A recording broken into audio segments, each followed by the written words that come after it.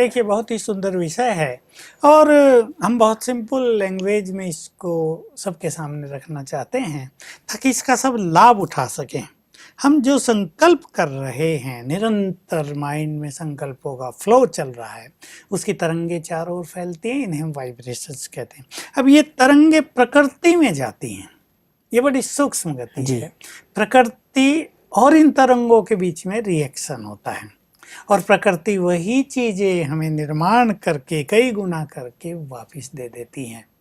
उदाहरण ले लीजिए, एक व्यक्ति गरीब है, अब उसके मन में बार बार ये विचार उठता ही है, हम तो गरीब हैं, पैसे की कमी है, बच्चों को पढ़ा नहीं सकते, एक अच्छा घर भी नहीं ले सकते, हम तो गरीब हैं गरीब हैं। अब ये उसकी निगेटिव तरंगे निकल रही हैं, प्रकृति में जा रही हैं। प्रकृति तो मनुष्य को सब कुछ प्रदान कर रही है, गरीबी लौटकर वापिस उसके पास आ रही है। और यदि वो व्यक्ति दृढ़ संकल्प कर ले, नहीं मुझे इस गरीबी को मिटाना है, भले हमारे परिवारों में हमारे बाप दादा भी गरीब थे, वो भी मजदूरी करते थे, और मुझे इस गरीबी को मिटाना है, मुझे धनवान बनना है, तो यही संकल्पों के वाइब्रेशंस पुनः प्रकृति में जाएंगे। प्रकृति रिटर्न करेगी और कुछ अवसर उन्हें, जिससे उन्हें धन प्राप्त हो सके। जैसे जैसे उसको ये गुड फीलिंग होने लगेगी, मेरे पास बहुत धन है, अब हम सब कर सकते हैं, मैं धनवान हूँ, चाहे उसके पास बहुत ज़्यादा धन ना हो, ये विचार प्रकृति में जाएंगे तो प्रकृति वही चीज़ें वापस करेगी। तो हम सभी इस चीज़ के लिए बहुत ही सावधान रहें कि जो कुछ हमें प्राप्त करना है वैसे ही संकल्प हम प्रकृति में भेजें। जी, जो भी हमें सुन रहे हैं, देख रहे हैं, वो एक सुंदर संकल्प कर दें अपने बारे में, आज से मेरे साथ जो कुछ होगा बहुत अच्छा होगा। रोज सवेरे उठ के 7 बार संकल्प कर दिया करें, आज से मेरे साथ जो कुछ होगा बहुत अच्छा होगा। तो ये प्रकृति में जाएंगे और उन्हें महसूस होने लगेगा, रोज अनुभव होगा कि सब कुछ अच्छा होने लगा, जो बिगड़ने वाला काम भी था वो भी संवर गया है। तो इसका सभी को ध्यान रखना चाहिए। इस तरह ये संकल्पों की तरंगों की गति काम करती है। तो आखिर ये प्रकृति के अंदर हमारी रिसीविंग पावर कैसे है, वो रिसीव करके वापस कैसे लौटाती है? देखिए बड़ा गुह्य प्रश्न है और कोई भी व्यक्ति इस पे कभी तो चिंतन नहीं करता है। ये संसार का जो खेल है ये पुरुष और प्रकृति के मिलन से ही चल रहा है। पुरुष माना आत्मा और तीसरी सत्ता है परम सत्ता, जो परमात्मा है। अब ये प्रकृति मनुष्य आत्मा के लिए निर्मित है। जो ये प्रकृति के संपूर्ण तत्व हैं, ये मनुष्य की पालना करने के लिए ही बने हुए हैं। ये रचना, ये खेल ही ऐसा बना हुआ है। और ये जो नेचर है हमारे चारों ओर, it's very sensitive to our vibrations. हम जो कुछ सोचते हैं ये तत्काल ग्रहण कर लेती है। हम जिस कमरे में रहते हैं उसमें मिट्टी की, पत्थरों की दीवारें हैं, लेकिन हम जो सोचते हैं वो दीवारें भी उसको ग्रहण कर रही हैं और फिर रिफ्लेक्ट करती हैं। वैसा ही एक व्यक्ति खराब सोचता है अपने कमरे में बहुत ज़्यादा, वो दीवारें रिसीव कर रही। कोई और व्यक्ति उस कमरे में आ जाए, उसे महसूस होगा। लेकिन भाई साहब, जो आप इतनी गहरी बात बता रहे हैं, आज मनुष्यों को इसके बारे में पता नहीं हो तो दूसरों को बड़ी दोष देता है और ऐसे, ये फलाने खराब सोच रहे हैं। ऐसे ही हमारे सारे वाइब्रेशंस हवा ग्रहण कर लेती है। देखिए बहुत सुंदर चीज है जो योग अभ्यास कर रहे हैं उनके लिए भी, कि एक योगी एक स्थान पर बैठकर योग युक्त है, पवित्र है, सुंदर विचार कर रहा है, उसे टकरा कर हवा बह रही है, वो उसके वाइब्रेशंस को साथ लेकर संसार में ले जा रही है।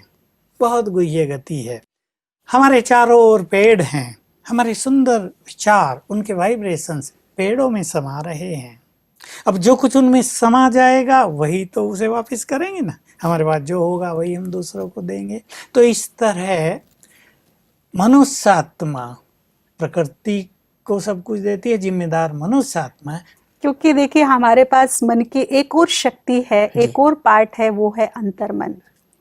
और अंतर्मन पर मनोवैज्ञानिकों ने बहुत ही जबरदस्त रिसर्च की है और ऐसी ऐसी रिसर्च निकाल करके हमारे सामने रखी हैं कि बहुत ही हम हैरान हो जाते हैं उनको पढ़ करके, सुन करके। यहाँ तक बोल दिया है मनोवैज्ञानिकों ने कि जो हमारा अंतर मन है वो नेक्स्ट टू गॉड है, और अंतर मन में यदि हमारा कोई भी पॉजिटिव या नेगेटिव थॉट्स एंटर हो गया, उसने उस थॉट को ले लिया, तो वो उस पर 100% काम करता है। अब मान लीजिए मेरी सोच नेगेटिव है, मैं यही सोचती रहती हूँ पूरा दिन कि मैं बहुत बीमार हूँ, मेरा पति अच्छा नहीं है, मेरा बेटा लायक नहीं है, तो वो वाइब्रेशंस तो फैल ही रहे हैं, लेकिन एक नेगेटिव सोच निरंतर उसका अंतर्मन रिसीव कर रहा है और उसके सामने वैसी ही सिचुएशन फिर क्रिएट होने लगती है। बेटा और बिगड़ जाता है, पति और उसके विपरीत हो जाता है, बीमारियां और बढ़ने लगती हैं। हर विचार में, हमारी हर सोच में क्रिएटिव एनर्जी होती है, एक निर्माण करने की शक्ति होती है। हम जो कुछ भी सोचते हैं उसका बहुत ही इनडायरेक्टली वे में, जो हमें दिखाई नहीं पड़ता, लेकिन निर्माण होता रहता है। बहुत सारे प्रैक्टिकल उदाहरण देखने में आते हैं। एक व्यक्ति को कैंसर हुआ है और वो बहुत घबरा गया कि अब तो मेरा जीवन गया, मेरे बच्चों का क्या होगा, मेरे धंधे का क्या होगा। बहुत घबरा के निगेटिव सोचने लगता है। उस पर दवाइयाँ असर नहीं करती, उसकी हेल्थ दिनों दिन गिरती जाती है। दूसरा वही केस है, किसी को कैंसर हो गया है और वो मुस्कुराता है, कह रहे कैंसर हुआ तो क्या हुआ, हुआ है तो ठीक हो जाएगा, बहुत अच्छे अच्छे डॉक्टर हैं, सब चीज़ों का इलाज निकल गया है, मैं जल्दी ठीक हो जाऊंगा। दवाई तेज़ी से काम करती हैं और उसकी हेल्थ सुधरने लगती है। हेल्थ पे भी हम ये चीज़ें देखते हैं। एक व्यक्ति किसी इंटरव्यू को देने जा रहा है, वो सोच रहा है, नर्वस हो गया है, पता नहीं क्या क्या क्वेश्चंस पूछेंगे, पता नहीं मेरा सिलेक्शन होगा या नहीं, बहुत मेहनत की है नौकरी पाने के लिए, मेरा तो भाग्य ही खराब है, पता नहीं मिलेगी या नहीं। वो परेशान होके इंटरव्यू में जाता है। अब वो जो चार वहाँ बैठे वो उसके चेहरे को देखते हैं, लड़का बहुत घबराया हुआ है, कुछ प्रश्न पूछते हैं, घबराहट में उससे उत्तर नहीं दिया जाता, वो असफल हो जाता है।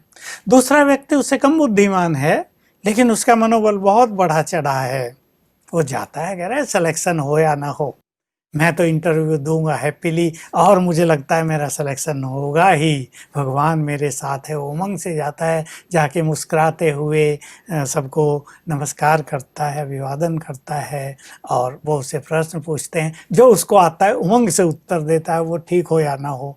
और लोग उससे प्रभावित होते हैं कि इस व्यक्ति के पास भले ही बुद्धि बहुत अच्छी नहीं है, इसके उत्तर परफेक्ट नहीं थे, पर ये व्यक्ति हमारे काम का है, वो उसको सेलेक्ट कर लेते हैं। तो देखिए ये मन के विचारों का तुरंत इफेक्ट दिखाई देता है।